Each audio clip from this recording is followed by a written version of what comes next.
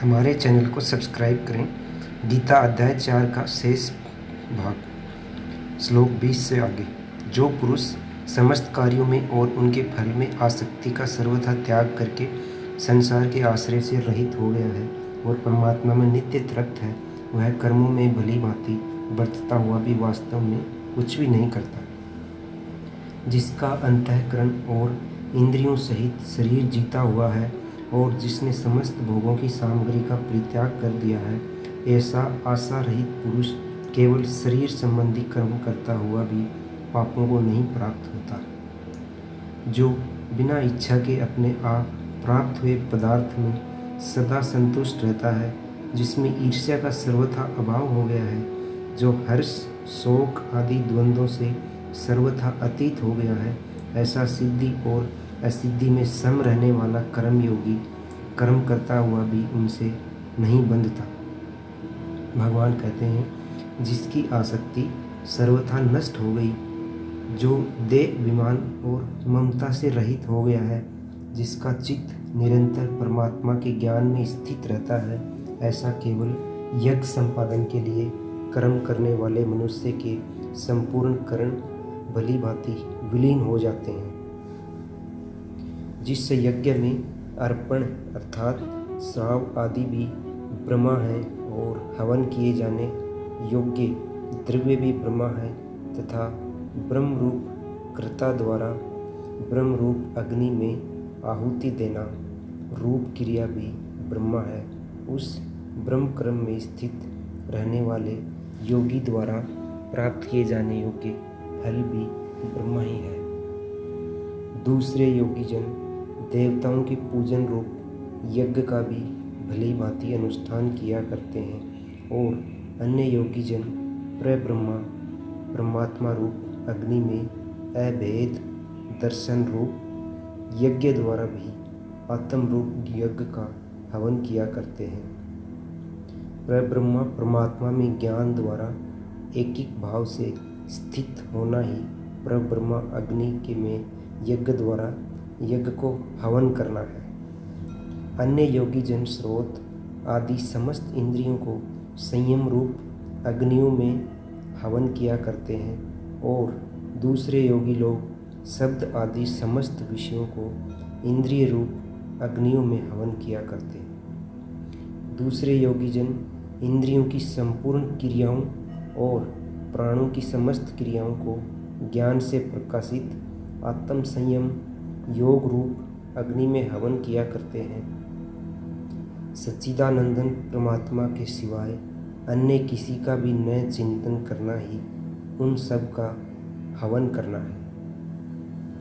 कई पुरुष द्रव्य संबंधी यज्ञ करने वाले हैं, किंतु वह तपस्या रूप यज्ञ करने वाले हैं, तथा दूसरे कितने ही योग रूप करने वाले हैं, कितने ही अहिंसादि तीक्ष्ण व्रतों से युक्त यत्नशील पुरुष स्वाध्याय रूप ज्ञान यज्ञ करने वाले हैं। दूसरे कितने ही योगी जन अपान वायु में प्राण वायु को हवन करते हैं, वैसे ही अन्य योगी जन प्राण वायु में अपान वायु को हवन करते हैं, तथा अन्य कितने ही नियमित आहार करने वाले प्राणायाम प्राणायाम पुरुष प्राण और अपान की गति को रोककर प्राणों को प्राणों में ही हवन किया करते हैं। ये सभी साधक यज्ञों द्वारा पापों का नाश कर देने वाले और यज्ञ को जानने वाले हैं। हे कुरुक्षेत्र कुरुश्रेष्ठ अर्जुन, यज्ञ से बचे हुए अमृत का अनुभव करने वाले योगी जन सनातन परब्रह्मा परमात्मा को प्राप्त होते हैं और यज्ञ न करने वाले पुरुष के लिए तो यह मनुष्य लोक भी सुखदायक नहीं है। फिर परलोक कैसे सुखदायक हो सकता है? भगवान आगे कहते हैं, इसी प्रकार और भी बहुत तरह के यज्ञ वेद की वाणी में विस्तार से कहे गए हैं। उन सबको तुम मन इंद्रिय और शरीर की क्रिया द्वारा संपन्न होने वाले जान। इस प्रकार तत्व से जानकर उनके अनुष्ठान द्वारा तुम कर्म बंधन से सर्वथा मुक्त हो जाएगा। हे परंतप अर्जुन, ध्रुव में यज्ञ की अपेक्षा ज्ञान यज्ञ अत्यंत श्रेष्ठ है तथा यावंत्र संपूर्ण कर्म ज्ञान में ही समाप्त हो जाते हैं। उस ज्ञान को तुम तत्वदर्शी ज्ञानियों के पास जाकर समझ, उनको भली भांति दंडवत प्रणाम करने से, उनकी सेवा करने से और कपट छोड़कर सफलतापूर्वक प्रसन्न करने से वे परमात्मा तत्व को भली भांति जानने वाले ज्ञानी महात्मा तुझे उस तत्वज्ञान का उपदेश करेंगे, जिनको जानकर फिर तुम इस प्रकार मोह को प्राप्त नहीं होगा। तथा हे अर्जुन, जिस ज्ञान द्वारा तुम संपूर्ण भूतों को निशेष भाव से पहले अपने में और पीछे मुझ सच्चिदानंदन घन परमात्मा में देखेगा। भगवान कहते हैं, यदि तुम अन्य सब पापियों से भी अधिक पाप करने वाला है तो भी तुम ज्ञान रूप नौका द्वारा निसंदेह संपूर्ण पाप समुद्र से भली भांति तैर जाएंगे। क्योंकि हे अर्जुन, जैसे प्रज्वलित अग्नि ईंधनों को भस्म कर देता है, वैसे ही ज्ञान रूपी अग्नि संपूर्ण कर्मों को भस्म कर देता है। इस संसार में ज्ञान के समान पवित्र करने वाला निःसंदेह कुछ भी नहीं है। उस ज्ञान को कितने ही काल से कर्मयोग द्वारा शुद्धांतकरण हुआ मनुष्य अपने आप ही आत्मा में पा लेता है।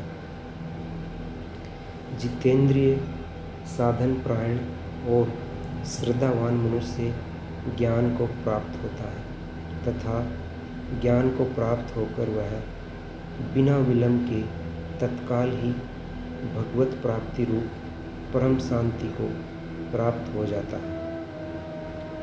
भगवान कहते हैं, विवेकहीन और श्रद्धा रहित संशय युक्त मनुष्य परमार्थ से अवश्य भ्रष्ट हो जाता है। ऐसे संशय युक्त मनुष्य के लिए न यह लोक न परलोक है और न ही सुख है। हे धनंजय, जिसने कर्म योग की विधि से समस्त कर्मों का परमात्मा में अर्पण कर दिया है और जिसने विवेक द्वारा समस्त संशयों का नाश कर दिया है, ऐसे वश में किसी किए हुए अंतःकरण वाले पुरुष को कर्म नहीं बांध सकते। इसलिए हे भरतवंशी अर्जुन, तुम हृदय से स्थित इस अज्ञान जनित अपने संशय का विवेक ज्ञान रूप तलवार द्वारा छेदन करके समत्व रूप कर्म योग में स्थित हो जा और युद्ध के लिए खड़े हो जा। दोस्तों, गीता अध्याय 4 यहीं समाप्त होता है।